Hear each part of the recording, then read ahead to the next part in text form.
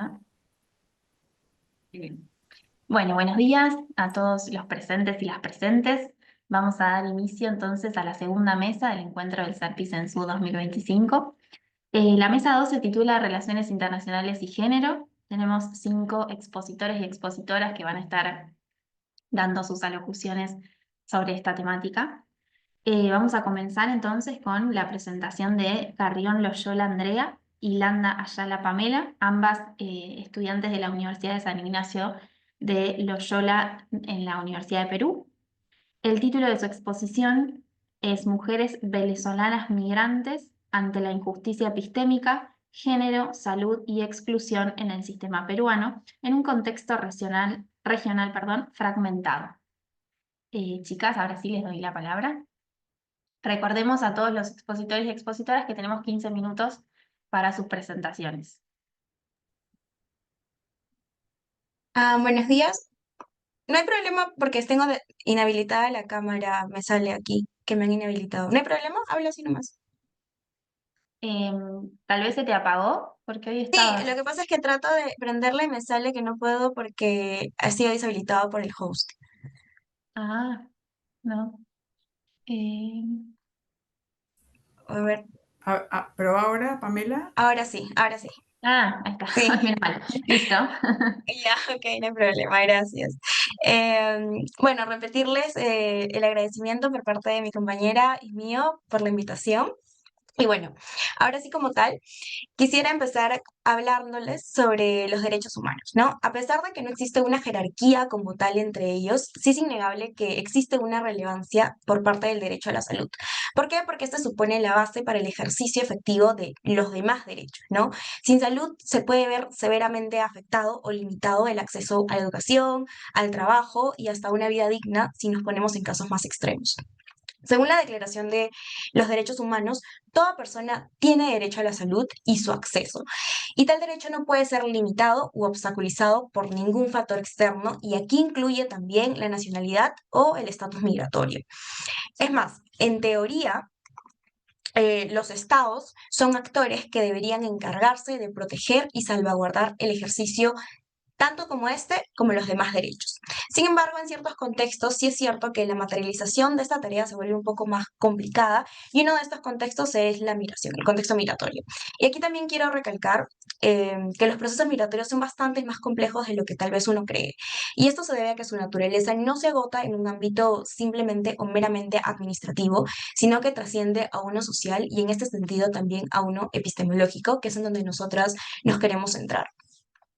Por parte de la Organización Internacional para las Migraciones, sí subraya la naturaleza transversal de la salud justamente debido a este tema y asegura que es una cuestión que abarca dimensiones más amplias que solamente los derechos, ¿no? Como protección social, salud pública y las mismas relaciones internacionales. Ahora, dentro del contexto que acabo de explicarles, Perú, o mejor dicho, la migración venezolana hacia Perú, toma especial relevancia, porque, como más de uno aquí presente debe saber, somos el segundo país en Latinoamérica con mayor acogida de migrantes venezolanos, superado solamente por Colombia. Según datos del Instituto de Estadística e Informática, o INEI, residen actualmente en un aproximado de 1,6 millones de venezolanos en nuestro territorio. Y de esta población, más de la mitad, aproximadamente el 50,6%, son mujeres, representando alrededor de 809.600 más o menos mujeres que viven actualmente en el país. También quisiera resaltar, o es importante resaltar para el análisis, que las mujeres son especialmente vulnerables en un proceso migratorio que ya es inherentemente vulnerable en sí mismo. Las mujeres, según investigaciones de este mismo año sobre la migración, han revelado que existe una relación directa y fuerte entre el hecho de ser mujer y la violencia. ¿Por qué? Porque las mujeres y las niñas denuncian índices más elevados de violencia sexual, de abuso psicológico, abuso físico y también de negligencia. Y es por este motivo que consideramos importantes centrarnos en este grupo, tomando también en cuenta que tanto mi compañera como yo somos mujeres y residimos en un país que el año pasado más de 500.000 de compatriotas emigraron debido a la crisis económica. La situación que actualmente están viviendo las mujeres venezolanas en nuestro país puede ser eventualmente la nuestra. Ahora, también quisiera hablarles sobre el problema central de nuestra investigación, que radica principalmente en poder identificar ciertas dinámicas de exclusión estructural, pero que no quedan ahí, sino que trascienden lo material para adquirir un carácter más epistémico, ¿no? Nosotros nos preguntamos en qué medida esta injusticia epistémica configura la experiencia de exclusión en el acceso al sistema de salud peruano para las mujeres venezolanas, siendo más específicas. Entonces, la hipótesis central de nuestro trabajo postula que esta exclusión administrativa está interconectada con la deslegitimación epistémica. ¿Qué queremos decir con esto? Que la inclusión que padecen las mujeres venezolanas en el sistema de salud peruano no se agota en dimensiones meramente materiales, sino que adquiere un carácter epistémico importante porque se configura a través de la legitimación sistemática de sus propias experiencias. Y para poder analizar la problemática presentada, sí es importante que entendamos el marco conceptual de la injusticia epistémica como tal, que es un concepto desarrollado por Miranda Fricker, ¿no? Y este concepto describe principalmente el prejuicio hacia ciertos agentes o comunidades por su capacidad como sujetos de conocimiento debido a ciertos rasgos identitarios. Para este caso, se suponen los rasgos identitarios como nacionalidad o estatus migratorio. También el concepto se distingue en dos modalidades claves, que son la injusticia testimonial y la injusticia hermenéutica, siendo la primera cuando ocurre un prejuicio o se da un prejuicio que reduce la credibilidad de un agente en cuanto a testimonio, como el mismo nombre lo dice. En el contexto presentado, en un contexto clínico, esto se traduce en que el relato de una mujer migrante sobre un malestar que ella tuviese puede llegar a ser subvalorado o directamente descartado como tal. Y como la siguiente, que es la injusticia hermenéutica, también surge cuando una persona o un grupo, una comunidad, no se ajusta a ciertos marcos necesarios o hegemónicos que puedan explicar su experiencia, ¿no? Y al no poder explicar su experiencia, no se les toma en cuenta. Existen estas lagunas conceptuales de manera colectiva que impiden, en el caso que estamos presentando, que las vivencias específicas de las migrantes posean un marco interpretativo dentro de todo el sistema de salud que pueda darles la visibilidad correcta. La aplicación de todo este marco en el campo de la salud como tal y en general, como lo describen autores como Karel Kitt, revelan que estas injusticias no son solamente anecdóticas ni son solamente de una vez, sino que son estructurales. Y en la práctica clínica, lo que sucede es que muchas veces se privilegia el conocimiento biomédico hegemónico sobre las experiencias subjetivas de los pacientes, ¿no? Ahora, teniendo en cuenta también las evidencias presentadas, en el caso peruano sí se corrobora esta perspectiva. Por un lado, existen barreras administrativas estructurales. Por ejemplo, existen requisitos para afiliarse al Seguro Integral de Salud, o SIS, pues, por sus iniciales, que es cuando uno ve cuáles son los requisitos para obtener el SIS, necesitas documento nacional de identidad, DNI o carnet de extranjería. ¿Y qué hace esto? Excluye de facto a las personas con permisos temporales o en situación totalmente irregular. Sí es cierto que existe una alternativa, que es el SIS temporal, el SIST. En el caso para mujeres venezolanas aplica para mujeres gestantes, que sí garantiza la cobertura sin importar la situación migratoria. Pero ¿cuál es el problema acá?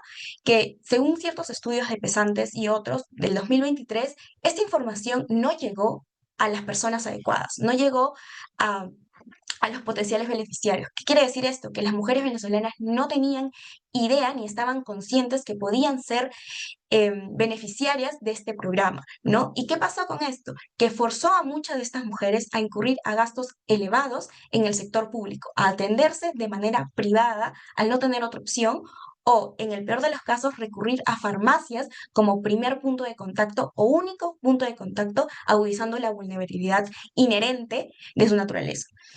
No quiero dejar pasar que sí existe una ley, la 321514, que modifica un decreto legislativo. El decreto legislativo 1164, que es el que dispone justamente lo que les mencioné anteriormente, que se puedan afiliar temporalmente a las personas que no están inscritas en RENIEC, incluyendo también migrantes, siempre y cuando estén en una situación vulnerable, como en el caso de mujeres gestantes, ¿no?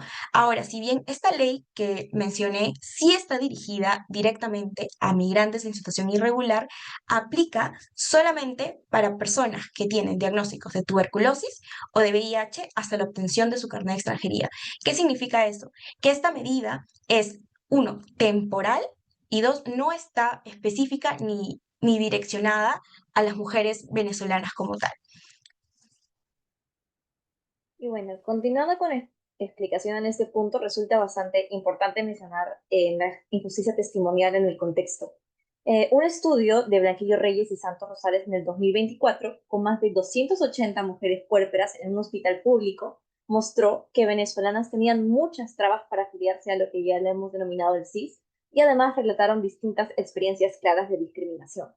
Asimismo, en un estudio conducido por Delgado Flores, se encontró que más de la mitad de las mujeres migrantes con enfermedades crónicas dijeron que habían sufrido alguna experiencia de discriminación, y casi un 90% de las mismas mujeres aseguró que no recibió ningún tratamiento adecuado. Y no estamos hablando simplemente de trámites complicados, hablamos de que sus voces son silenciadas y sus testimonios no son escuchados ni tomados en cuenta. Como señalan también Karen y Kit, en salud muchas veces se privilegia el discurso médico por encima de las propias experiencias del paciente. Y eso significa que las mujeres migrantes, cuando entran a una consulta, ya tienen una desventaja anterior. Lo que dicen vale mucho menos desde el comienzo. Y en esta desvalorización sistemática encontramos que responde a distintos prejuicios estructurales que se basan tanto en nacionalidad como en género.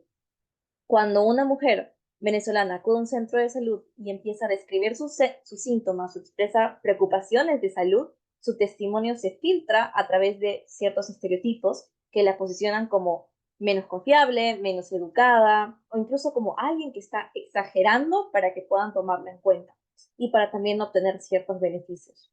Y el resultado que genera es que estas necesidades reales de salud quedan invisibilizadas y las decisiones médicas se toman sin considerar plenamente también su perspectiva como paciente.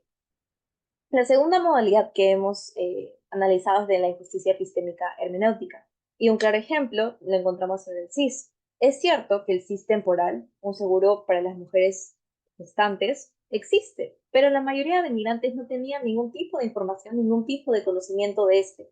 ¿Por qué? Porque la información nunca les llegó, porque nunca fue clara. Y no se trata de una mera falla individual, sino se trata de un concepto mucho más profundo que Murguía le denomina lagunas conceptuales, que sucede cuando el propio sistema no genera las herramientas necesarias para que puedan comprender y reclamar sus derechos. Y bueno, muchas veces en realidad los formularios, los procedimientos, la información oficial en el Perú, todo está diseñado y pensado para la población nacional, creando una brecha interpretativa que las deja en una zona de incertidumbre. No saben cómo nombrar las experiencias que tienen dentro del sistema, no entienden qué derechos tienen, no saben dónde acudir, y cuando intentan acceder a los servicios y logran acceder a los mismos, se encuentran con personal que tampoco maneja los marcos conceptuales para poder entender el contexto migratorio en específico. Si ampliamos esta mirada y vamos mucho más allá de Perú, también vemos otro gran problema estructural que viene a ser la fragmentación regional. La OPS define la fragmentación como esta falta de coordinación entre subsistemas que genera distintos vacíos en la atención. Y eso es exactamente lo que hemos visto y exactamente lo que ocurre en distintos países en Sudamérica con el tema de la migración venezolana. Tenemos países como Colombia, Ecuador, Chile, Perú, que es el caso que estamos analizando, que aplican distintos marcos, distintas políticas, sin ningún marco que sea en común en realidad. Y el resultado es lo que Rueda Salazar y García denominan un mosaico de derechos desiguales. Esto significa que una mujer puede acceder a ciertos controles prenatales, por ejemplo, en un país, pero si cruza la frontera puede perder la continuidad de esos tratamientos. Y en condiciones bastante delicadas, como lo suele ser el VIH o embarazos de alto riesgo, esta discontinuidad de tratamiento suele ser bastante grave. Y aquí no hablamos simplemente de burocracia, sino de injusticia hermenéutica a un nivel regional. Al no existir un lenguaje compartido para poder reconocer estas experiencias de salud, se vuelve realmente imposible garantizar un derecho transnacional.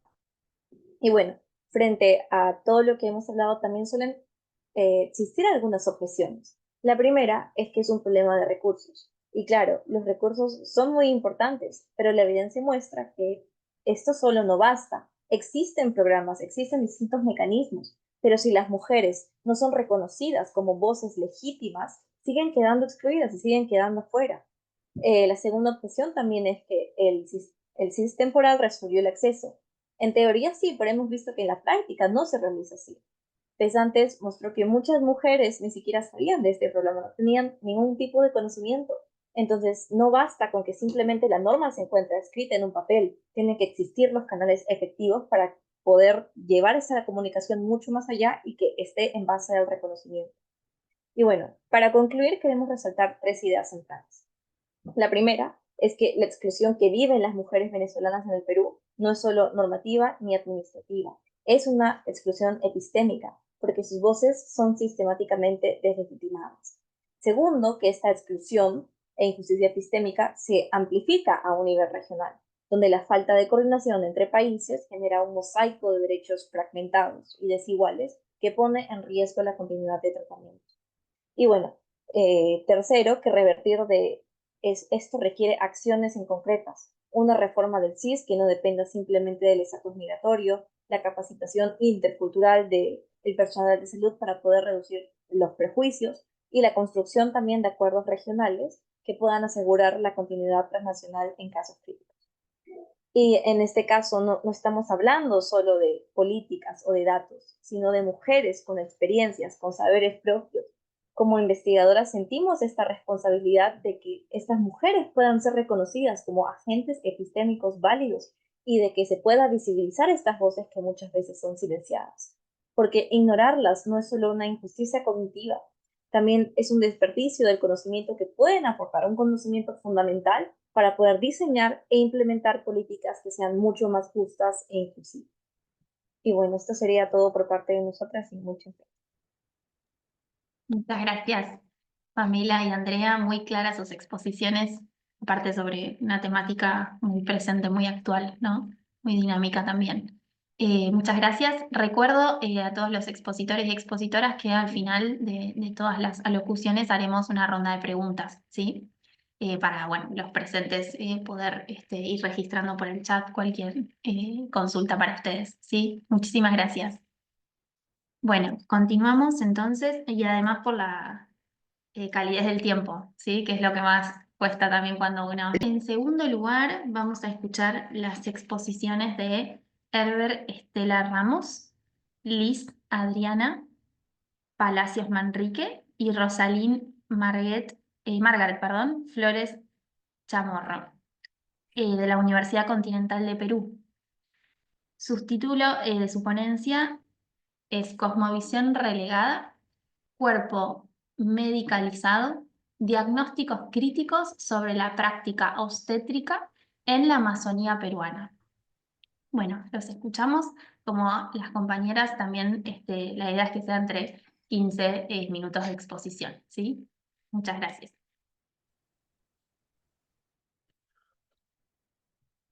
Muy buenos días con todos. Mi nombre es Herbert Estela Ramos, estudiante de Derecho de la Universidad Continental de Perú.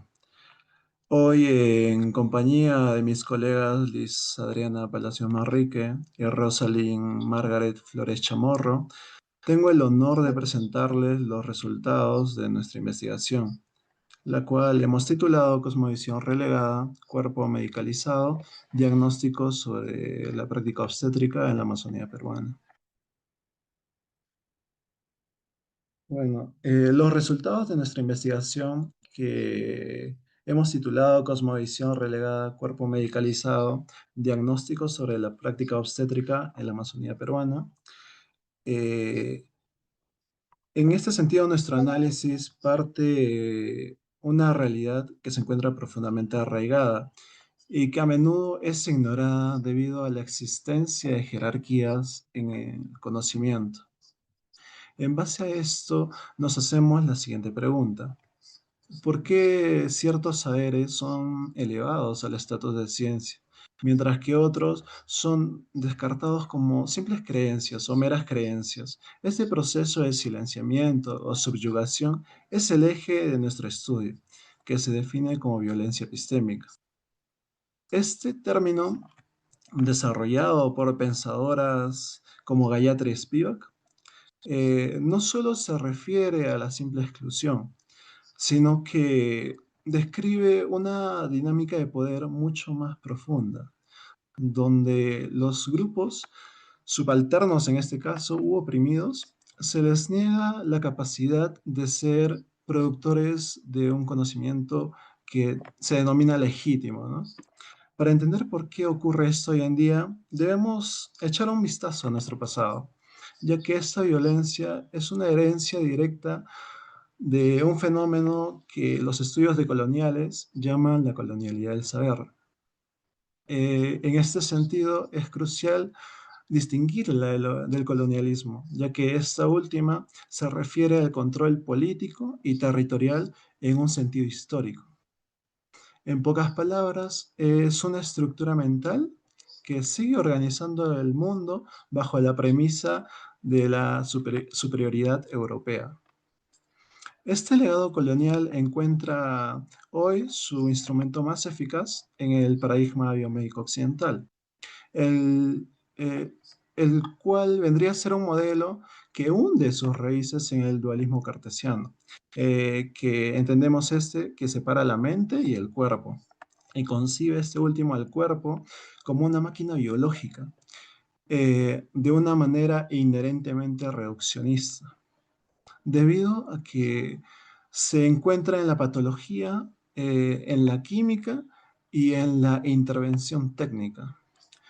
De esta manera, dando a conocer de manera ciega o sorda a las dimensiones culturales, eh, dimensiones que cabe resaltar o cabe señalar que para estas comunidades, como la comunidad estudiada en este proyecto, la comunidad Cucama-Cucamiria, son inseparables de su propio bienestar.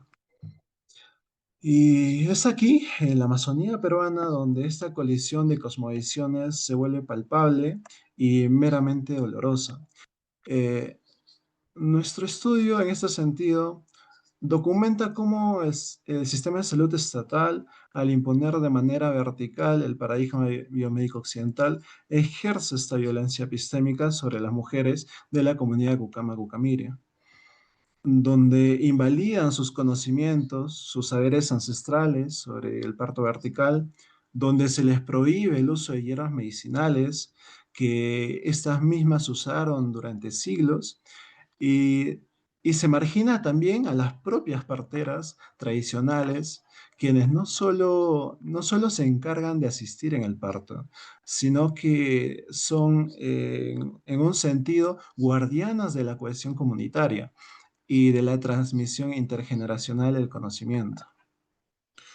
En ese sentido, lo que se pierde no es solo una costumbre, es la autonomía de las mujeres sobre sus propios cuerpos, es esa conexión espiritual con el territorio y también es la propia identidad cultural de la comunidad. Eh, para mostrarles con ejemplos concretos cómo se manifiesta esta violencia en los testimonios de las propias mujeres y para explicar la metodología que nos permitió explicar todo esto, le doy ahora el pase a mi compañera Rosalind. Gracias.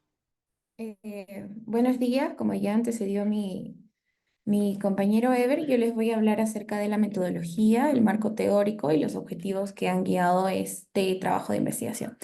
Bueno, en primer lugar, para el desarrollo de esta investigación, nosotros hemos empleado una metodología cualitativa basándonos precisamente en el análisis documental, el mismo que nos ha permitido examinar, por una parte, discursos oficiales y por otra parte, testimonios etnográficos. Dentro de estos últimos, para destacar, por ejemplo, tenemos pues a las propias experiencias que las mujeres que pertenecen a la comunidad Cucama-Cucamiria tuvieron en el marco del sistema sanitario peruano en lo que respecta a la salud reproductiva.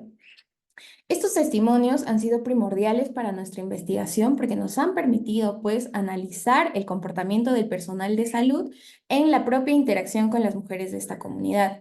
Asimismo, nuestra investigación es de carácter descriptivo explicativo. ¿Por qué?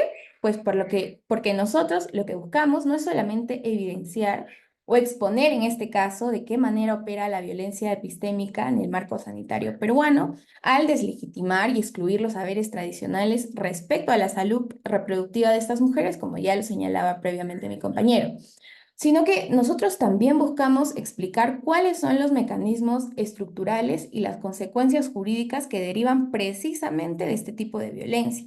Ahora, bueno, por otro lado, el marco teórico se sustenta en un análisis documental en el que, si bien nosotros incluimos diferentes experiencias de las mujeres cucamas, cucamirias como parteras y pacientes, del mismo modo hemos integrado diversos estudios académicos, así como informes de diversos organismos también estatales sobre prestación de servicios en la región que es materia de estudio, que en este caso sería Loreto. Asimismo, hemos retomado aportes teóricos clave, como son los estudios de Dodson en torno a la violencia epistémica, Grossfogel también, que nos habla sobre la colonialidad del saber, y los estudios de Avellaneda y Chirapac, que han sido cruciales ya que documentan testimonios reales de las mujeres pertenecientes a la comunidad Cucama-Cucamiria. En cuanto al objetivo central, nuestra investigación busca pues demostrar que la exclusión de los saberes Cucama-Cucamiria en la atención sanitaria no es un hecho aislado, sino todo lo contrario, ya que es una manifestación estructural del colonialismo. Ahora, a partir de ello, nosotros hemos planteado dos preguntas de investigación. La primera es cómo se manifiesta concretamente este tipo de violencia epistémica, y la segunda es qué consecuencias jurídicas específicas genera para las mujeres de esta comunidad. Nuestra hipótesis, por tanto, sostiene que esta exclusión y, por lo tanto, violencia epistémica a la que se enfrentan las mujeres cucamas se reproduce mediante la imposición de protocolos clínicos que ya han sido previamente estandarizados y que perpetúan la colonialidad del saber dentro del propio sistema sanitario peruano. Por último, los objetivos específicos a los que nos hemos abocado incluyen resaltar, entre otras cosas, las consecuencias jurídicas del silencio institucional al que justamente son sometidas las mujeres cucamas de la comunidad de referencia, los mismos que se expresan y son plasmados en la vulneración de la autonomía, la dignidad y el derecho a la salud de las mujeres pertenecientes a la comunidad Cucama-Cucamiri.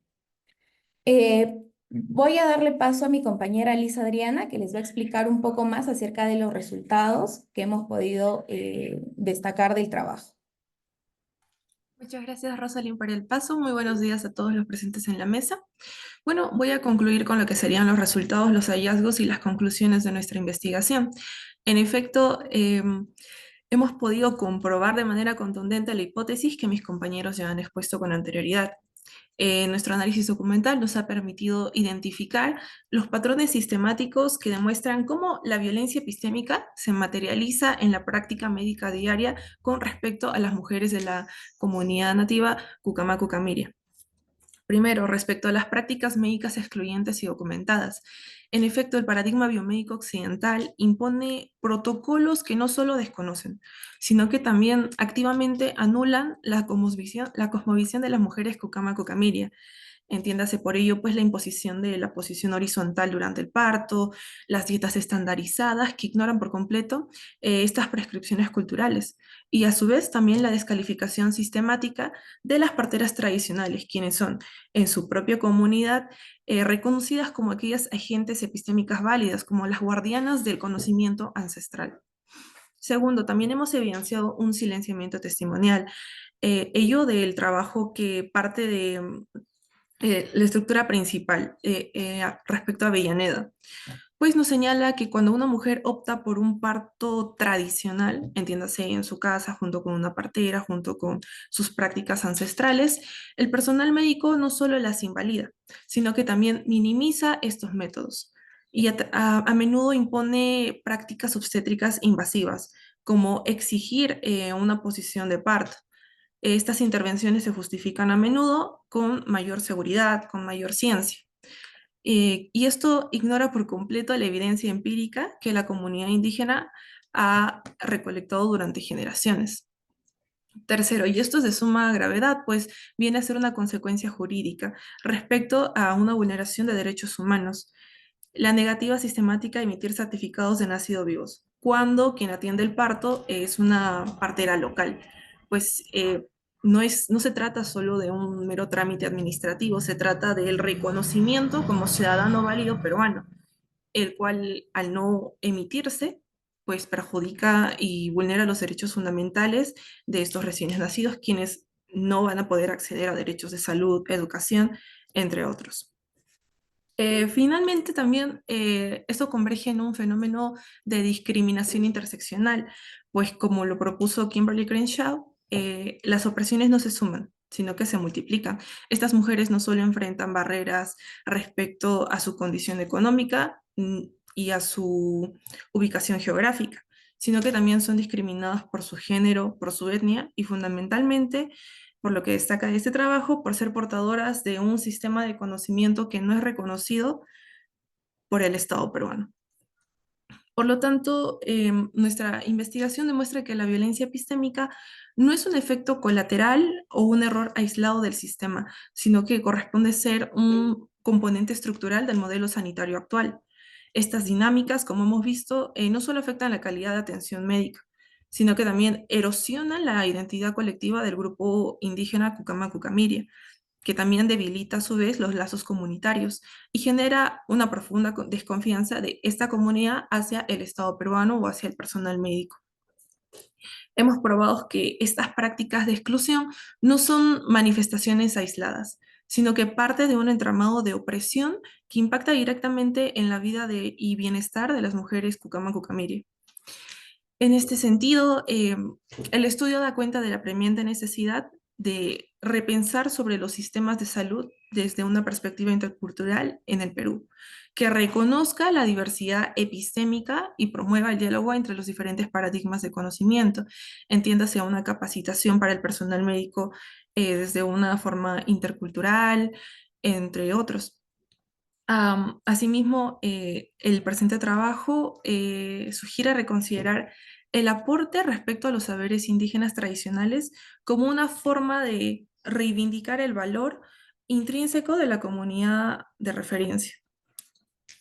Bueno, en nombre de mis compañeros y de mi persona, agradecemos profundamente la participación en este espacio y en esta mesa de poder compartir nuestra investigación. Consideramos que es importante visibilizar esta problemática, pues es una realidad en el Perú respecto a la invalidación de los saberes ancestrales de la comunidad Cucama-Cucamiria respecto a su propia salud reproductiva. Muchas gracias. Muchas gracias, Liz, Rosalín y Ever. Muy clara su exposición y también la idea de poder discutir los aportes que ustedes traen a la mesa. Muchas gracias. Muchas gracias también por el respeto al tiempo y bueno, por poder continuar después de esa pequeña pausa invasiva. Bueno, seguimos con el tercer expositor. No lo veo en la lista de participantes, pero voy a nombrarlo por si tal vez tiene otro nombre. Rodrigo Armando Landeo Álvarez, de la Universidad Continental de Perú. No está aquí. Bueno, seguimos entonces con la cuarta ponencia de la mesa, Relaciones Internacionales y Género. El expositor Martínez Sánchez Alison, Valdés Quispe Francis y Gago Bastidas Jimena, de la Facultad de Derecho de la Universidad Continental del Perú, titulado Voces Sineco, Exclusión LGTBIQ+ en la creación de políticas públicas. Les doy la palabra.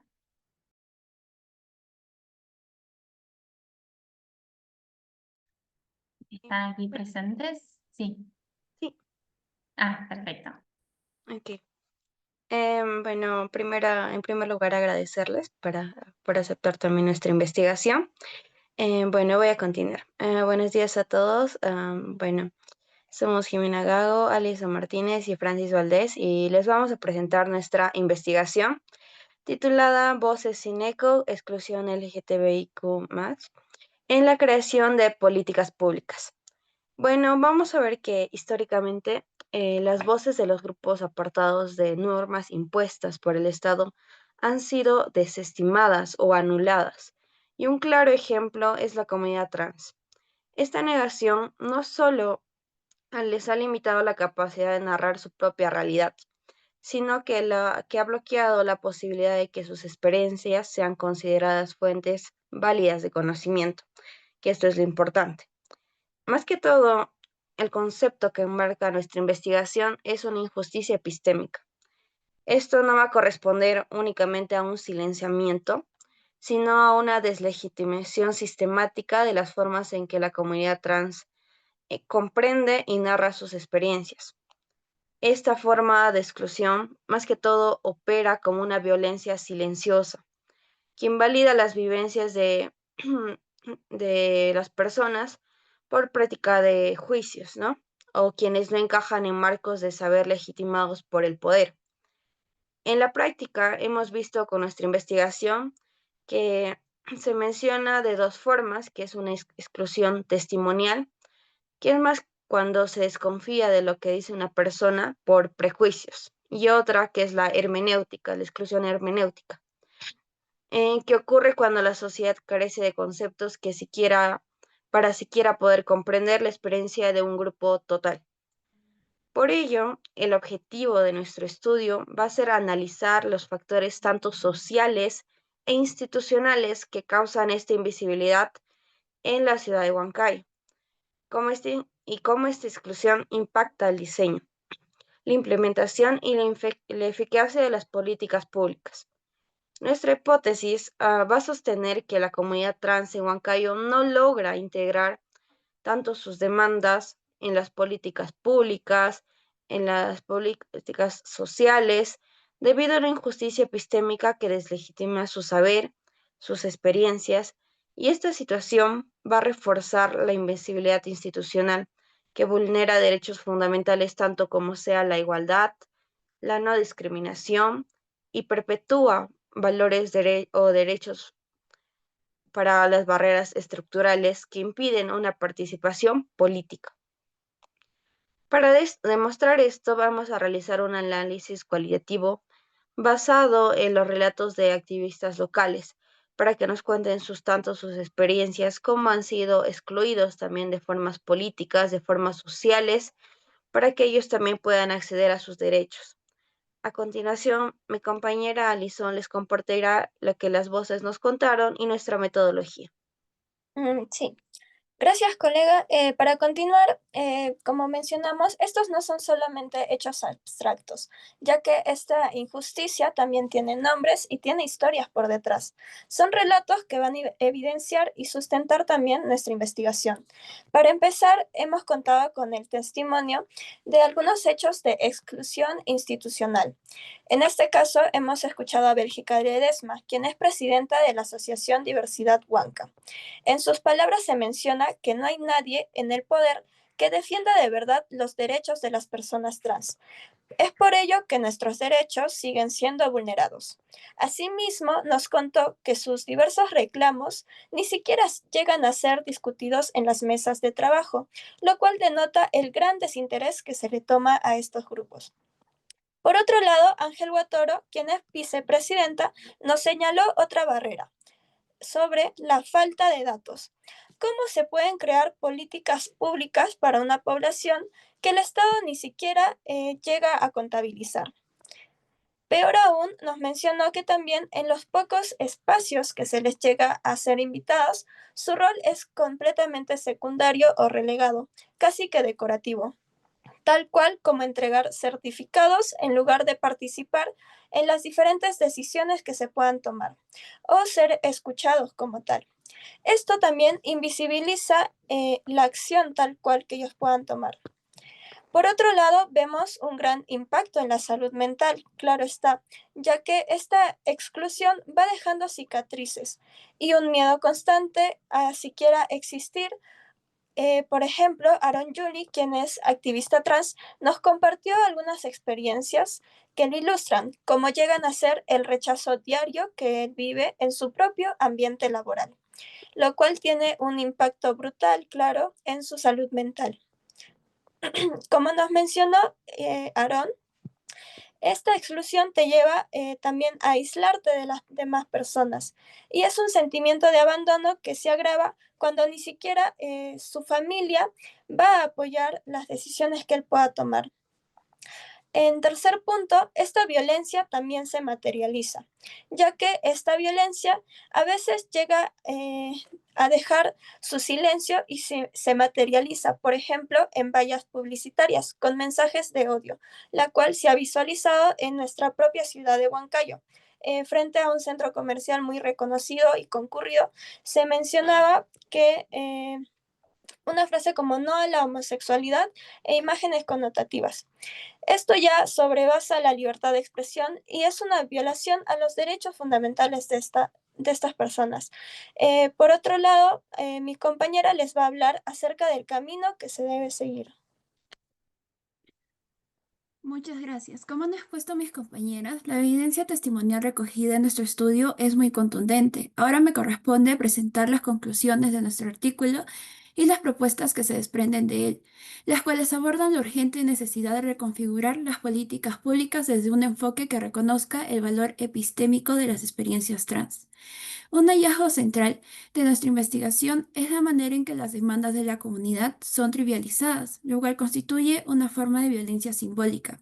Un ejemplo paradigmático que analizamos en el artículo es la declaración de un ex candidato presidencial que calificó a la unión civil como un simple capricho. Como señalamos en nuestro trabajo, esta postura no es una opinión aislada, es una estrategia discursiva que distorsiona el contexto, niega la urgencia y delegitima las demandas de derechos humanos, presentándolas como meras excentricidades sin relevancia social. Esta simplificación, que demuestra una profunda falta de comprensión de la ley y de los derechos en juego, facilita su rechazo. Nuestra investigación concluye que esta desestimación es una barra estructural que impide el reconocimiento de la comunidad como sujetos políticos con reclamos legítimos. Frente a este panorama, nuestro artículo no solo diagnostica el problema, sino que también documenta las futuras soluciones propuestas por los propios actores sociales. La comunidad trans no solo resiste, sino que tiene propuestas claras y como investigadoras, nuestro deber es amplificar esas voces. Estas son las líneas de acción que identificamos. 1. La voluntad política y marcos normativos. Se exige una ley de identidad de género y un cupo laboral trans, demandas que están estancadas en el Congreso desde 2021. No buscan caridad, sino oportunidades basadas en sus propias capacidades. El contraste con los avances en países como Argentina evidencia que la voluntad política es el principal factor de cambio. 2. La generación de conocimiento para combatir la injusticia hermenéutica. Una de las barreras que identificamos es la falta de recursos conceptuales en la sociedad para comprender la realidad trans. Para ello se necesita trabajar con necesidades y el Instituto Nacional de Estadísticas e Informática para que se generen datos confiables que sustenten sus políticas públicas. Esta acción, como analizamos, ataca directamente desde la raíz de la exclusión al crear el conocimiento necesario para legislar con base evidencia en los perjuicios, y la escucha activa como principio de participación. Nuestro estudio subraya la demanda de ser escuchados. Las autoridades se pongan en su lugar y escuchan sus vivencias antes de decidir por ellos. Esto implica reconocer sus testimonios como fuentes legítimas de conocimiento, un paso clave para la reparación epistemológica. Y por último, una propuesta estratégica a largo plazo es la necesidad de formar liderazgos juveniles para que las futuras generaciones trans sean escuchadas, impulsar escuelas y programas que formen a nuevos actores políticos desde una perspectiva inclusiva. Es una apuesta por un cambio real y sostenible. Por todo lo expuesto, los hallazgos de nuestro artículo confirman la hipótesis inicial. En Huancayo, la comunidad trans no logra integrar sus demandas debido a una injusticia epistémica que deslegitima tanto sus formas de conocimiento como sus maneras de hacer política. Esta exclusión se manifiesta en prácticas concretas que restringen el acceso a derechos, servicios básicos y representación política. El caso de Huancayo, lejos de ser una excepción, refleja una realidad compartida en el país, donde los avances normativos aún no se materializan en la práctica. Por ello, la transformación debe ser una tarea compartida, donde instituciones, medios y sociedad civil asuman su responsabilidad. ¿Cómo nos obliga a reflexionar nuestro estudio? ¿Qué clase de sociedad estamos construyendo si no nos incomoda que otros sean marginados? Por eso la conclusión de nuestro trabajo no solo es un resumen académico, es un llamado a la acción. Tal como cerramos nuestro artículo, exigimos la construcción de un nuevo horizonte político y epistémico, que no se limita a tolerar la diversidad, sino que la reconozca como un componente esencial de una democracia plena, plural y verdaderamente inclusiva. Muchas gracias. Muchas gracias a ustedes, una exposición súper clara y también les agradezco el respeto del tiempo para que todos podamos hacer uso, ¿no? Del espacio que se nos brinda. Muchas gracias. Continuamos entonces con la última exposición de la mesa de Relaciones Internacionales y Género, a cargo de Lua Jaile Portugal Jesús, Rodrigo Armando Landeo Álvarez y Julio Francisco Villarreal, de la Universidad Continental de Perú, que presentan su trabajo titulado Epistemología del silencio, violencia de género y exclusión de la mujer en las universidades peruanas. Sí, mil disculpas, no sé qué le No, pasó a por mi favor. máquina y Puede suceder la tecnología. sí. Bueno, adelante. Ya, en este caso hay dos trabajos, se me mencionó. Voy a estar presentando lo que es respecto a la segregación, en este caso de la comunidad LGTBI durante los procesos plebiscitarios en el Perú. Ahora bien, el estudio analiza la segregación política y epistémica que enfrenta esta comunidad LGTBI en el Perú, sobre todo en los procesos plebiscitarios del último año, centrándose en cómo la discriminación estructural que sufre esta comunidad afecta tanto su derecho al voto como a la participación política. En ese sentido, es importante referir que la comunidad LGTBI en el Perú no solo en este caso se ve afectado su derecho al voto, sino también otros muchos más derechos, como ya sea el derecho a la vida, el derecho a la educación, el derecho a la salud. Pero el objetivo principal de este estudio es, en este caso, es analizar cómo se ha visto afectado, en este caso, su participación política o su participación cívica durante los procesos plebiscitarios. Entonces, a partir de una revisión bibliográfica, estadística y en este caso de otros estudios, podemos ver que hay también testimonios de personas trans en las elecciones, de cómo se han visto afectadas durante esos procesos y de cómo vamos a ver que no solo es una discriminación social, entendida como en este caso como un peruano contra la comunidad LGTBI, sino como las mismas instituciones que supuestamente tienen la obligación de cuidar a en este caso, a todo peruano, es que también hay una discriminación existente que es institucional. Ahora bien, la comunidad LGTBI, en este caso de la problemática, es el objeto de una injusticia epistémica, puesto sus experiencias y testimonios no gozan de la misma credibilidad que la mayoría, en este caso de los peruanos. Asimismo, durante los procesos electorales se ha visto que enfrentan tanto hostigamiento, dudas sobre su identidad y una violencia simbólica, incluso de autoridades como lo va a hacer la OMPE y el Jurado Nacional de Elecciones. Ahora bien, primero hay que ver cómo es que se desarrolla en este caso esta segregación o esta discriminación de la comunidad LGTBI en el Perú. Por ejemplo, en las elecciones generales del 2016 se hace una encuesta a través de Voto Trans, que es una plataforma, en este caso un grupo donde se desarrolla, prácticamente son donde se toman los testimonios de estas personas, en este caso trans, sobre las elecciones, sobre el proceso que han vivido, para así comentar las experiencias y en este caso sacar algunas conclusiones. En ese sentido, en Voto Trans del 2016, la encuesta nos muestra que de 125 personas trans que participaron en dicho estudio, 25.7% de las personas, que son alrededor de 39 a 40, reportaron violencia, acoso o discriminación al acudir a votar.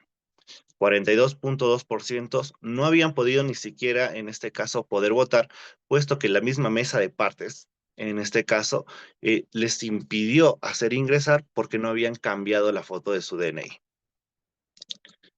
En ese sentido, por ejemplo, tenemos testimonios de algunas personas que se han recogido en estas encuestas de voto trans, donde mencionan, por ejemplo, empiezan a cuestionar el tema de mi identidad, con el tema de mi DNI. Este es el primer problema. La miembro de mesa no contenta con haberse reído de mí y ocasionar que otros miembros de mesa y personeros se burlen de mí y de mi foto, llama a la policía y a la OMPE. Ambos oficiales se llevan mi DNI para verificar, hacen todo un rollo, ven en la computadora mis datos y vieron que era la persona que iba a votar. Avergonzados, me dieron mi DNI, pero ya me habían puesto frente a todos. Todas las personas se estaban burlando. Súper deprimida, porque yo pasaba caleta, me fui. Era la primera vez que votaba y pensaba que iba a ser todo correcto. Me fui sin votar, indignada. Solo quiero cambiar mi DNI. En ese sentido, en el Perú se puede verificar que, bueno, si bien es cierto que hay procesos para cambiar el DNI, no se puede en este caso. Son procesos que demoran mucho. Por ejemplo, en el Perú tenemos lo que se llama el proceso sumarísimo. Es un proceso que debería durar de 2 a 3 meses. Un proceso judicial para cambiar el nombre, o en este cambio, lo que puede ser el DNI. Ahora, la foto del DNI se podría cambiar incluso de manera administrativa ante la RENIEC, pero nos hemos visto en este caso en situaciones en donde la misma RENIEC se ha negado a cambiar la foto del DNI porque para el administrador general no le parece correcto o va en contra de las buenas costumbres, como muchas veces se utilizan, el hecho de que se cambie el DNI o el hecho de que se cambie hombre. Por ejemplo, el cambiar un nombre de una mujer sabiendo que esta es un varón. Entonces, en ese sentido, ha tenido que ir todavía a un proceso judicial, un proceso sumarísimo, que en general o en la praxis dura de 3 a 5 meses, pero que al final prácticamente va a durar 1 o 2 años por todo el papeleo o por todo el trámite que tienen que vivir estas personas. Y a pesar de todo ese tiempo que tienen que enfrentar, en este caso, este proceso judicial, lo peor de todo es que al final la demanda para el cambio, por ejemplo, de la foto o el cambio del nombre, prácticamente la demanda queda infundada. ¿Por cuál razón? Por falta de pruebas. Porque el juez, en este caso de oficio, pide pruebas, por ejemplo, necesito una prueba psicológica para determinar si estás correctamente estable, porque en mi experiencia no entiendo por qué una persona que nació varón quisiera convertirse en una mujer o viceversa. Entonces, en este estudio podemos ver que hay muchas trabas o muchos obstáculos que se le pone a la comunidad LGTBI, en este caso, no solo en su derecho a la identidad para cambiar su DNI, sino que este derecho también tiene repercusiones en lo que es en la actividad política o en la actividad cívica de la comunidad LGTBI. Ahora bien, esta discriminación, bueno, en el estudio se puede decir que es algo irónico. A ver, ¿por qué? Bueno, se han hecho estudios acerca de cómo la discriminación sigue presente en estos años. En uno de los últimos estudios del 2016, se ve que un 53% a 60% de los peruanos todavía creen que existe discriminación en contra de la comunidad LGTBI, pero al mismo tiempo afirman que no debería de existir, que les da pena, en este caso, que la comunidad LGTBI sufra o que no se le, en este caso, que no se le permita que tengan algunos derechos. Pero cuando al mismo grupo de personas se le pregunta si cree que deberían, en este caso, la comunidad LGTBI poder participar, por ejemplo, en procesos plebiscitarios, podrían presentarse, en este caso, como candidatos, en este caso, a autoridades, estos mismos niegan y dicen que no. O sea, entendemos que tienen, que se vulneran sus derechos, entendemos que tienen derechos, entendemos que pueden afectarlo, que puede afectar esa situación a tal comunidad, pero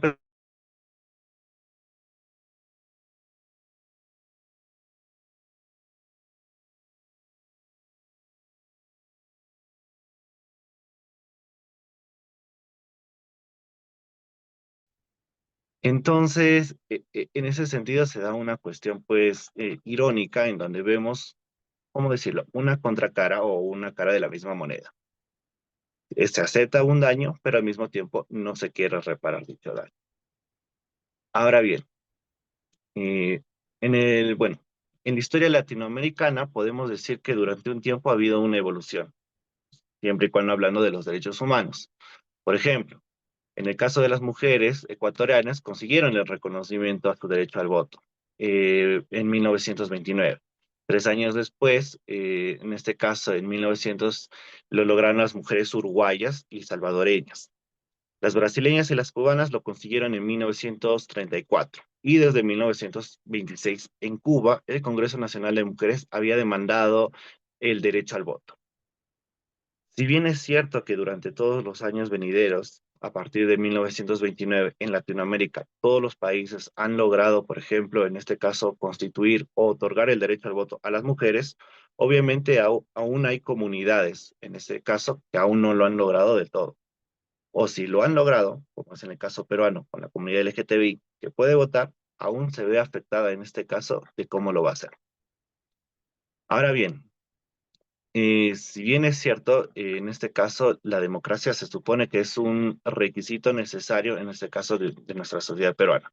Se supone que el Perú se cataloga como una democracia en donde laica, en donde somos, bueno, una democracia en donde aceptamos que todas las personas son iguales, pero sobre todo quiero dar un término en este caso en el Estado laico. Se supone que no tenemos una preferencia, en este caso, por una religión en específico, pero también se ha visto, en este caso en el estudio, que muchas veces es una religión la que está presente durante estos actos de discriminación. Ahora, quiero hacer aquí un punto aparte porque este estudio no busca, en este caso, endemonizar a una religión en específico. Al contrario, creo que la religión puede ser un punto de apoyo o puede ser una parte importante de la sociedad como una forma de, en este caso, dar a la comunidad aprendizajes de unión o en este caso, de respeto al prójimo, pero siempre y cuando, en este caso, la religión llegue a un extremo, entonces ahí sí podemos estar hablando de un problema. Por ejemplo, en el Perú, prácticamente el catolicismo ha llegado desde la época del colonialismo. Y en ese sentido, desde ese punto se ha visto que ha habido prácticas, en este caso, contra la comunidad LGTBI. Eh, entonces, cuando, por ejemplo, uno de los movimientos más populares, por así decirlo, en el Perú es Con mis hijos no te metas, que en este caso, que es una comunidad que está envuelta tanto en este caso, con la religión evangélica como con la religión cristiana, pero en unos extremos, en donde se menciona que la sexualidad aún tiene que ser un tabú. Y el hecho de que sea considerado como un tabú significa que estas personas no pueden desarrollar su sexualidad o no pueden aprender de ella. O que el Estado, que intenta muchas veces, a través de la educación, hablar sobre la sexualidad, hablar sobre el sexo, hablar sobre el género, estas personas o esta manifestación se opone a esa idea porque piensa que hablar de esos temas a unos niños los va a corromper o va a hacer que estos, por ejemplo, se conviertan o se transformen a lo que es un miembro de la comunidad LGTBI, lo que para ellos obviamente está mal. Entonces, vemos cómo estos movimientos, en este caso, mencionan que no debería de darse, por ejemplo, los cambios de género, en este caso afectando a las personas transexuales.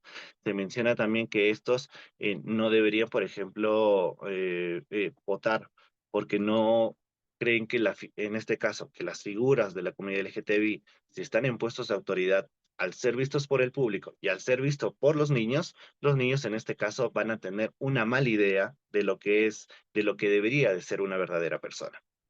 Entonces, si bien es cierto que están en este caso, este movimiento se ve envuelto con estas dos religiones, que es la evangélica y la cristiana, obviamente también no podemos decir que la culpa es de la religión.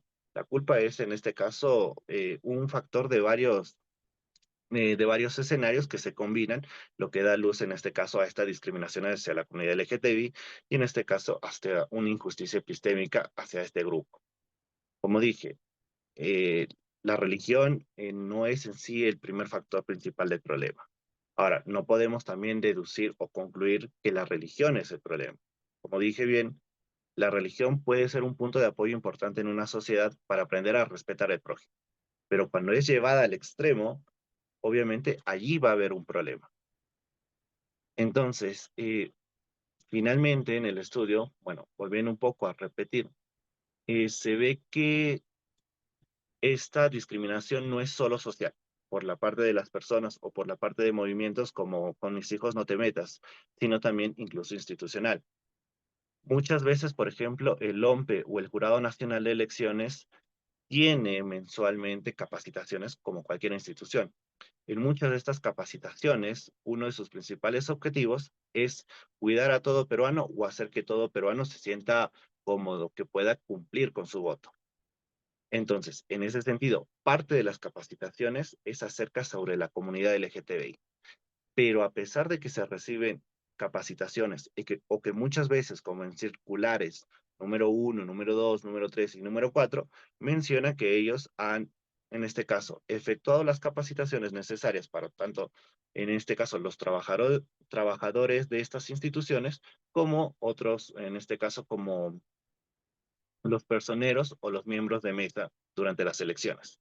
Entiéndase miembros de mesa como las personas comunes, por así decirlo, el peruano de pie, que es escogido entre todos para ser miembro de mesa y en este caso para poder, eh, tener la lista de los votantes que van a votar en esa región. Entonces, a pesar de que hay una capacitación, no solo de las personas, en este caso, personas de los civiles comunes, sino también de sus trabajadores, o en este caso también de la Policía Nacional de Elecciones, capacitaciones que se realizan para, en este caso, para evitar la existencia de prejuicios, de estigmas y actos discriminatorios, vemos que durante las elecciones, por ejemplo, del 2016 o de otros años, no ha habido, no se ha cumplido ello. Son los propios miembros de mesa los primeros que cuestionan, en este caso, la identidad de las personas que van. Cuestionan la identidad de las personas transgénero o las personas transexuales, burlándose o prohibiéndoles el poder, en este caso, el votar. Luego también tenemos a la Policía Nacional de Elecciones, que si ve que no es tu DNI, porque tú puedes ir vestido de mujer, pero en tu DNI dice hombre, lo primero que te hace es quitarte el DNI, prácticamente ir contra los miembros, en este caso los miembros del MESA, te hace toda una evaluación. Ha habido personas que han sido enmarrocadas porque se cree que se están usurpando votos por el mismo hecho de que no difiere mucho la foto de tu identidad y obviamente mucho más de las personas transexuales. Los mismos jurados nacionales de elecciones se han burlado abiertamente de estas personas, lo cual da a entender que la discriminación ya no es solo social, que se entendería como, en este caso, que la sociedad no es porque no tenga una capacitación, sino que a pesar de que existan capacitaciones, como lo pueden ser de estas instituciones, puede existir esta discriminación institucionalizada. Por ejemplo, en este caso, en Voto Trans, en una encuesta y de No Tengo Miedo del 2016, se menciona el testimonio de una persona que menciona que al salir de votar y preguntar por el baño, una persona del Jurado Nacional de Elecciones me indicó, puedes ir al baño de mujeres, pero no te vayas a ir al de hombres, ¿ah? Cuidadito. Y todos alrededor se empezaron a reír de mí. A eso respondí, eso no me importa, yo voy al baño que quiero. Pero claro, de todas maneras, la estigmatización ya ha surtido efecto. Y obviamente estas personas se sienten mal o como en un testimonio anterior que mencioné, no quieren ni siquiera votar en este caso o quieren dejar de votar. Pero bueno, creo que ya se me está acabando el tiempo, así que en conclusión, eh, obviamente todavía en el contexto social peruano aún existe la discriminación, aún existe en este caso la estigmatización contra la comunidad LGTBI. Eso todavía no ha cambiado. También se puede hablar irónicamente que a pesar de más del 50% de los peruanos reconoce que hay una discriminación o que se vulneran los derechos en este caso de la comunidad LGTBI, a pesar de ello, también están de acuerdo con que no voten o con que no se presenten, en este caso, a puestos para autoridades. Asimismo, se ha advertido que la religión también puede ser un factor en este desarrollo o en este caso en esta discriminación que sufre la comunidad LGTBI, pero que hay que tener en cuenta que es cuando la religión va a sus extremos y no necesariamente concluir que es la religión el principal problema, que sino que en este caso, que dependiendo de cómo se maneja esta religión, puede ser o un apoyo a la sociedad o puede generar, en este caso, marginación contra una comunidad, como es lo del LGTBI.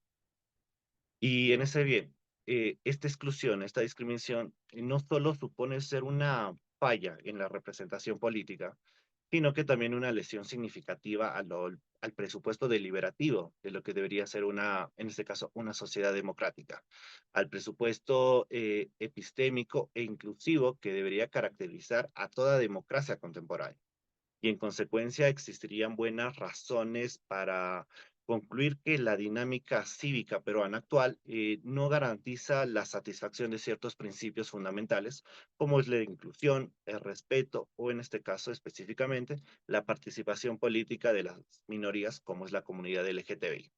Entonces, ello sugiere un desafío urgente para el futuro democrático del Perú. el cual debe ser afrontado o debe afrontar estas limitaciones estructurales a los fines de asegurar la vigencia de un sistema verdaderamente representativo y justo para todo ciudadano.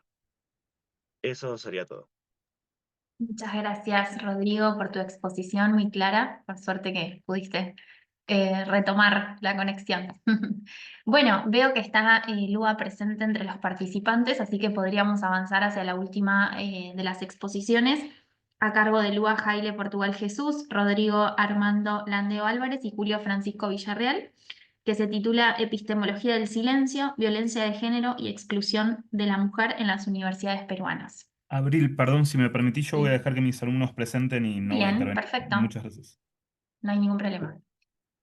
Bueno, adelante. Buenos días, ¿se me logra escuchar? Sí, perfecto. Ok, muy buenos días con la moderadora y los demás integrantes de la mesa.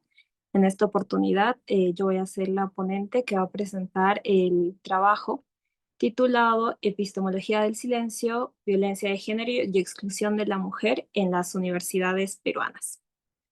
Dicho trabajo fue elaborado en el marco de la investigación de la Universidad Continental y en este artículo se han analizado principalmente la persistencia de la violencia de género en el ámbito universitario y cómo esto constituye un fenómeno estructural que ha sido progresivamente normalizado e institucionalizado.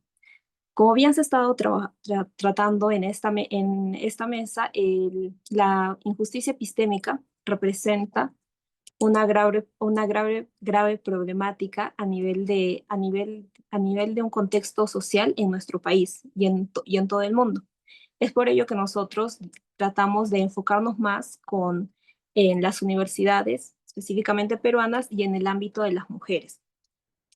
Como ya se ha ido desarrollando en toda la mesa, esta injusticia epistémica, la cual se va a configurar cuando tanto los testimonios como los conocimientos de grupos marginados, en el presente estudio las féminas, se da cuando no reciben el mismo grado de credibilidad que aquellos que son transmitidos por terceros.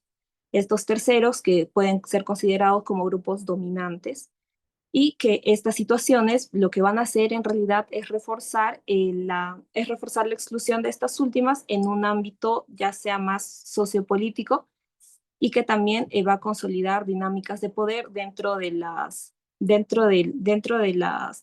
propias aulas, ¿no? En el estudio que nosotros hemos realizado en el artículo, hemos visto metodológicamente el análisis principalmente de dos universidades. Estas universidades, en realidad dos públicas y dos privadas, para ver el tema del modelo educativo que las mismas siguen. De esa misma forma, se tuvo en cuenta lo que es la ubicación geográfica de estas universidades, ya sea que las primeras están ubicadas en el capital y en el epicentro académico del país, por decirse así, y las otras dos analizadas están ubicadas representan a las provincias del país. A los resultados que nosotros hemos arribado con el presente estudio es que, primero, para poder contextualizar, en nuestro país, en Perú, existe una ley denominada la Ley 30364, que es la ley para prevenir, sancionar y erradicar la violencia contra las mujeres y las integrantes del grupo familiar. Esta ley supuso un importante avance para primero, tipificar conductas contrarias al bienestar de las propias mujeres y también como una herramienta que usó el Estado para evitar que estas conductas se sigan dando en todos los ámbitos de la vida, ya sea no solamente en el educativo, que es el que principalmente se analiza acá, sino también en el social, en el económico y en diversos aspectos. Pero ahora, esta ley solamente en uno de sus artículos señala el enfoque de género. Al solamente tratar en un artículo este enfoque, hay un vacío normativo que no se ve regulado adecuadamente en esta normativa. Dicho vacío normativo fue tratado por el legislador de suplirse con la promulgación de otra ley. Esta otra ley es la Ley 2792, que es la Ley de la Prevención y Sanción del Hostigamiento. En esta ley lo que se trata de determinar, especialmente en el ámbito que hemos estudiado de las universidades, los claustros educativos, es en su reglamento, el cual fue dado mediante Decreto Supremo 014/2019, se trata que se habla sobre una obligación que tienen las universidades, y es que deben adoptar protocolos internos para prevenir y sancionar. No obstante, nos planteamos nosotros en la investigación una pregunta, y es, ¿realmente todo este cuerpo normativo que hemos señalado se materializa en la realidad? ¿Las universidades adoptan las medidas adecuadas para que la injusticia epistémica que se da contra las mujeres en silenciar sus voces, en que ellas no tengan el mismo peso o poder en las decisiones en el ámbito académico dentro de las universidades, realmente están escritas para que puedan seguirse? Es por ello que nosotros nos permitimos analizar y realizamos dos tablas. En la primera tabla lo que se analizó es los aspectos generales dentro de los reglamentos de las 4 universidades analizadas en relación a la violencia o acoso sexual hacia la mujer en las universidades peruanas. Primero, les voy a señalar las universidades que se analizaron. Tenemos la Pontificia Universidad Católica del Perú, la Universidad Continental, la Universidad Nacional Mayor de San Marcos y la Universidad Nacional del Centro del Perú. En estas 4 universidades nos planteamos las siguientes interrogantes, y es la primera: ¿hay una normativa unificada o particular sobre la violencia de género o el acoso sexual? Tenemos que en la Pontificia Universidad es de forma específica, si se detalla que cuando hay casos de violencia, cuando se considera violencia y cuando se considera acoso. Mientras que en la Universidad Continental también es de una forma específica, pero también hay un reglamento en especial que trata esta problemática, y es el Reglamento de Prevención e Intervención en casos de hostigamiento sexual estudiantil. Por otro lado, en la Universidad Nacional Mayor de San Marcos, al igual que la Pontificia Universidad, es de forma específica, pero solamente dentro del reglamento estudiantil. No hay un cuerpo normativo como tal que trate dicha problemática. Por otro lado, también en la Universidad Nacional del Centro del Perú, sí hay un reglamento igual que en la Universidad Continental, denominado Reglamento de Prevención e Intervención del Hostigamiento Sexual. De la misma forma, otra interrogante que nos hicimos respecto a estas 4 universidades es que si en las mismas se ha incorporado el concepto de violencia de género o términos afines. Tenemos que tanto en la Pontificia Universidad Católica y en la Universidad Continental, las 2 de ámbito privado, sí se han incorporado, mientras que en la Universidad Nacional Mayor de San Marcos, de un índole más público, no se tiene incorporado como tal el término violencia de género o afines. De la misma forma, en la Universidad Nacional del Centro del Perú sí se ha incorporado dichos conceptos. Por otro lado, otro término importante para el análisis es el acoso sexual. En los reglamentos de las 4 universidades sí se incorporó dicho término como parte del desarrollo del mismo. Y por último, también vimos el año de entrada de vigencia del reglamento. Resulta interesante que todos los reglamentos se hayan incorporado en el año 2020, que es posterior a la promulgación del Decreto Supremo al que hiciera referencia anteriormente.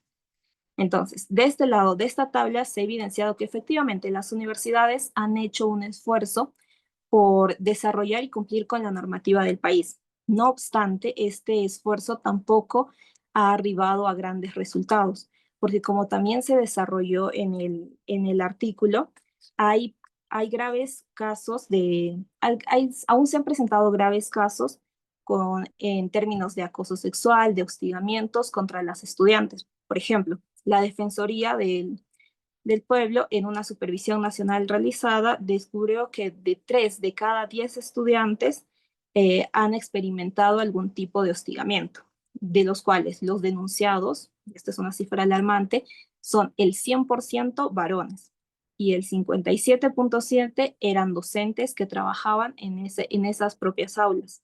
De esa misma forma, en un caso dado a finales del año pasado, 2024, en la Universidad Señor de Zipán, se descubrió que un profesor fue denunciado reiteradas ocasiones por exigir favores sexuales a sus estudiantes a cambio de mejorar sus notas. Entonces, todas estas problemáticas que se siguen dando a pesar de haber un marco normativo regulado, quizás no de una forma tan efectiva en las normativas de las universidades, nos sigue hablando, nos muestra que sigue habiendo una problemática en las universidades del país con respecto al qué tanto se toma en cuenta las voces de las mujeres para las investigaciones, para la propia creación de estos reglamentos. Qué tan importante es escuchar la voz de una mujer al momento de que yo voy a formular o ciertas conductas en mi reglamento, qué términos voy a usar, qué situaciones voy a estar considerando que son acoso, que son hostigamiento. Una vez que tenemos claro ello, también es importante ver la segunda tabla que nosotros nos permitimos desarrollar, que es qué acciones preventivas se han contemplado en los reglamentos universitarios, ya que como bien recordamos, la ley no solamente buscaba sancionar, sino también prevenir estas conductas antes de que quizás se puedan dar en el ámbito educativo. La segunda tabla está dirigida a ello, qué acciones se han tomado en los reglamentos para que se pueda prevenir. Las universidades de análisis siguen siendo las mismas y como ya vimos, que al tener sus reglamentos nos facilita saber en qué ámbitos han tratado de mejorar y qué ámbitos han tratado de prevenir por otro lado. En ese apartado tenemos que nosotros consideramos dentro de nuestra tabla, primero, la inclusión de un apartado sobre la prevención de la violencia o acoso sexual en la normativa universitaria. En este lado, las 4 universidades en análisis sí tenían un apartado específico sobre cómo se podían prevenir, de qué forma se podían prevenir el hecho de los hostigamientos y acosos sexuales.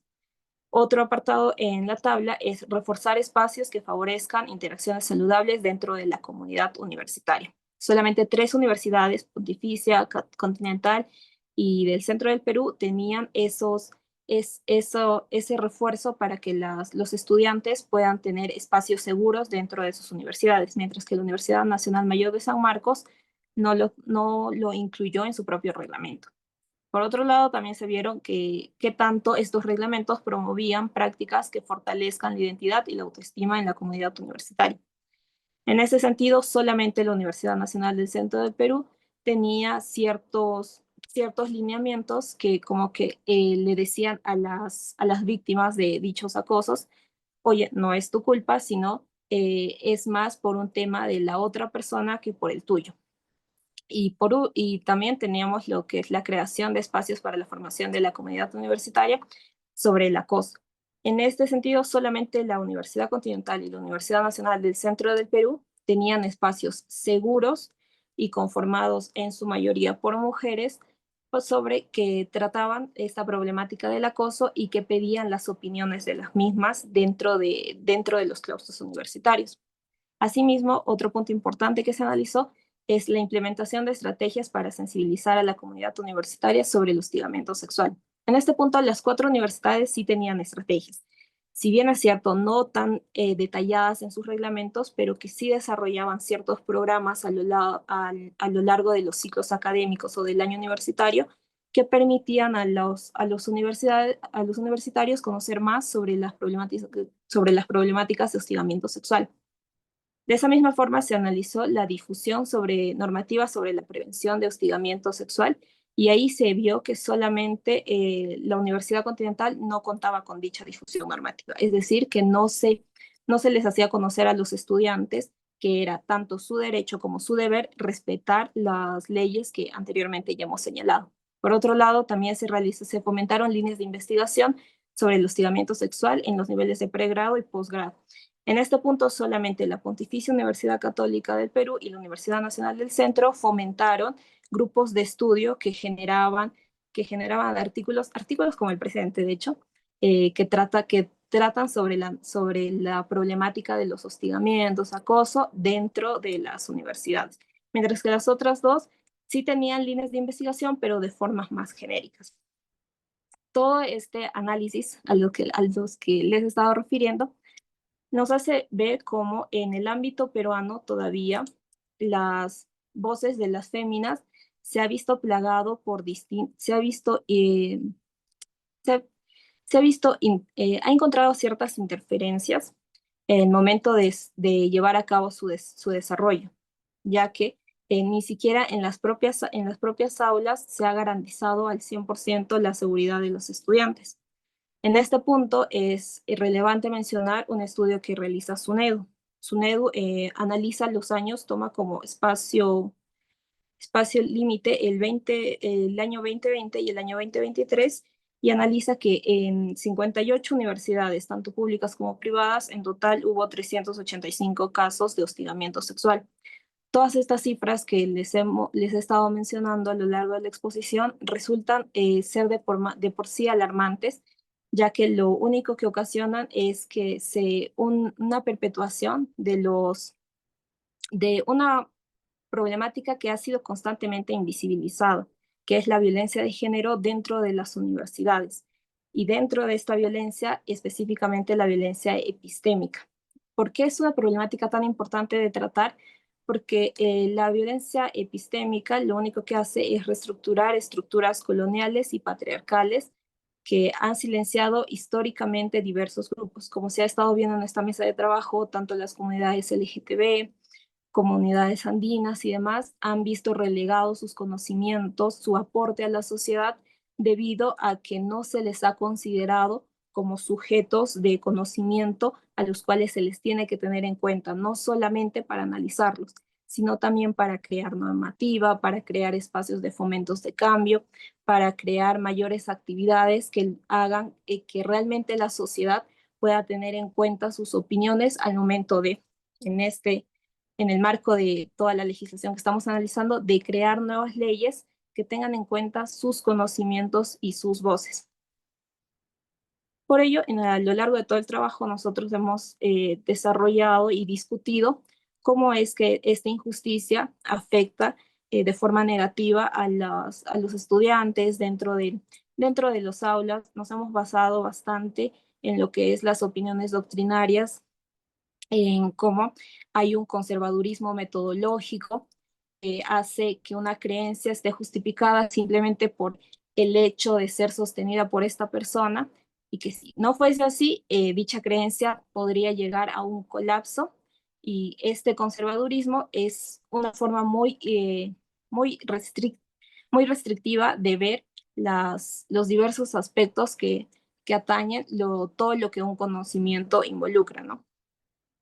En ese sentido, nosotros llegamos también a la conclusión de que es importante, si bien se han llegado a importantes avances en el ámbito normativo, en el ámbito de la producción y validación del conocimiento por parte de las mujeres en estas últimas décadas, es gracias al movimiento feminista mayormente, es importante también reconocer que aún no se ha validado correctamente y eficazmente los conocimientos que las féminas puedan aportar en el marco de tanto las investigaciones como la producción normativa que se pueda ver.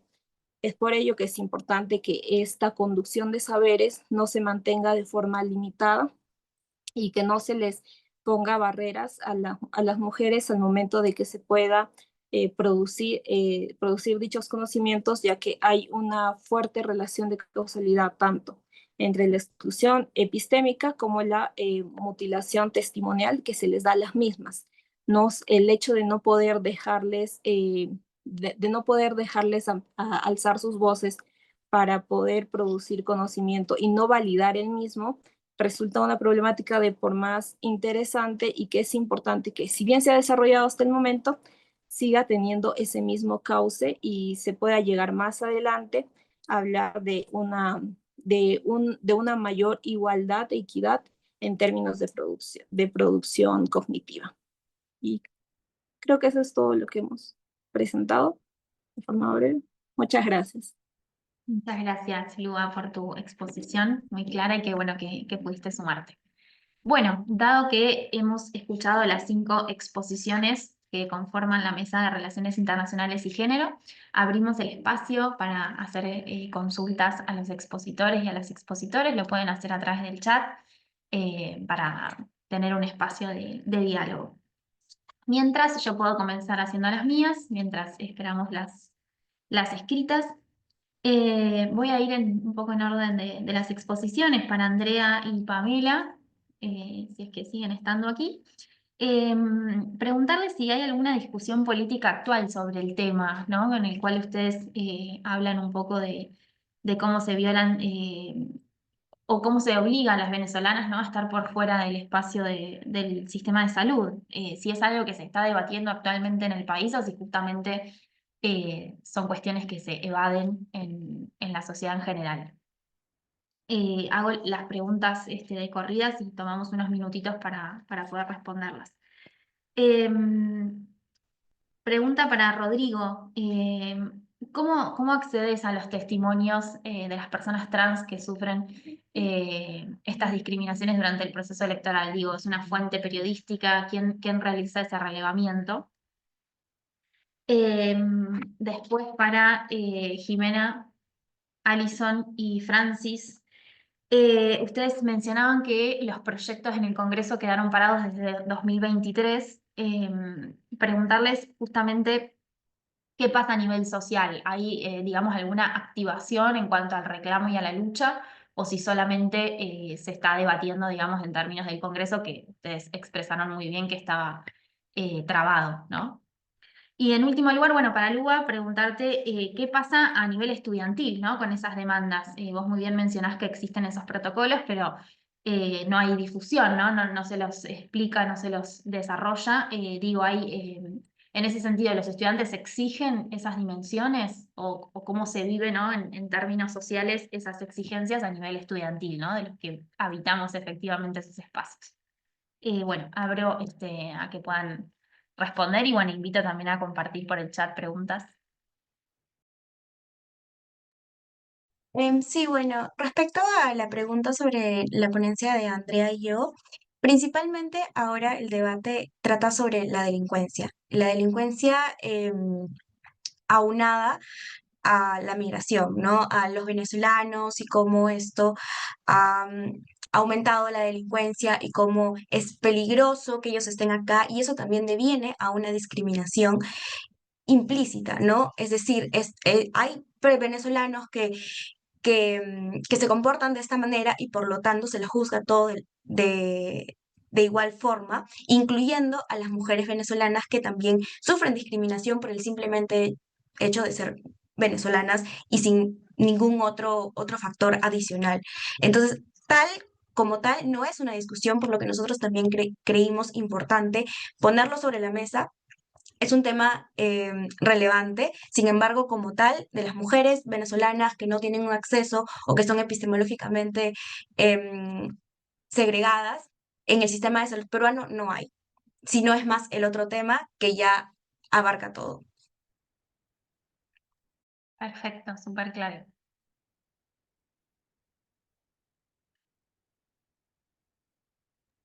Ya. ¿Se me escucha? Sí. Perfecto. En este caso, sobre los testimonios trans, en las elecciones generales de 2016, obviamente siempre hay estudios que se hacen posteriores a estas elecciones para ver cómo ha ido todo estos plebiscitarios. En ese sentido, en el 2016 hay 3 organizaciones de la comunidad LGTBI que son, a ver, No Tengo Miedo, Féminas y Diversidades Trans Masculinas. Estas 3, en compañía y con ayuda de IDEA Internacional, hacen una campaña de estudio, al cual denominan Voto Trans. Y es en esta campaña de estudio precisamente en donde se menciona, en este caso, las encuestas, ya sea, por ejemplo, de 155 personas, se vea que el 25.7 ha sido acosada, de otros 39 personas ha sido impedida de votar, y en ese sentido también, en este caso, los testimonios de algunas personas trans, que de todas maneras han permanecido en anonimato para cuidarse del día. Bien, perfecto. Está buenísimo como fuente también para acceder, ¿no? Gracias, Rodrigo.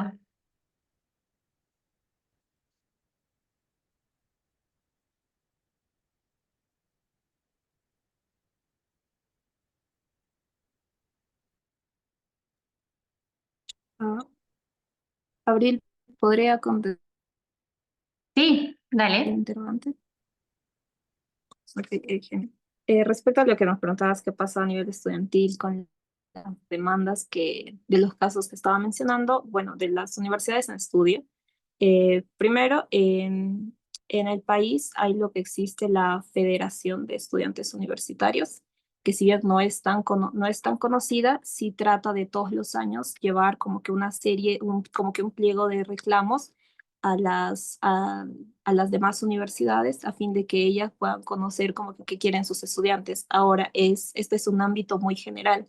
En lo particular, cada universidad también suele tener como que cierta representación de los estudiantes, mayormente las universidades públicas. Las universidades públicas tienen lo que son consejos, tanto las dos universidades en estudio públicas, la Universidad Nacional Mayor de San Marcos como la Universidad Nacional del Centro del Perú, tienen un consejo estudiantil que es elegido todos los años y que trata como que de que todas estas problemáticas se puedan ver y solucionar conversándose con las autoridades. Esto es algo que no sucede mucho en las universidades privadas, que es tanto la nuestra, la que analizamos, la Universidad Continental y la Universidad Pontificia. La Pontificia sí tiene una especie de consejo universitario, pero la Universidad Continental no lo tiene. Y eso es algo que también, una autocrítica hacia nosotros mismos que venimos de esa casa de estudios, en las cuales para que es un caso de hostigamiento o acoso sexual se pueda elevar, primero solamente tienes que hacer la denuncia y esto solamente pasa a lo que es Defensoría Universitaria, pero Defensoría Universitaria,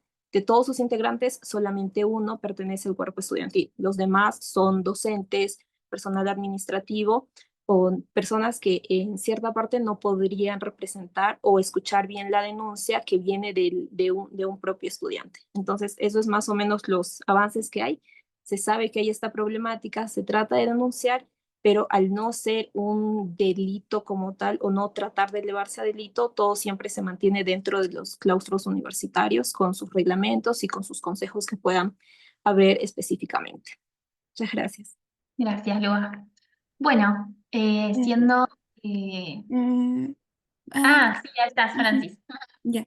Respondiendo a la pregunta que planteó, actualmente en el Perú los avances legales para la comunidad trans enfrentan un fuerte retroceso, como ya mencionamos, desde el 2021, como también actualmente en este año aprobaron una ley para restringir el uso de baños públicos según el sexo biológico, lo cual impide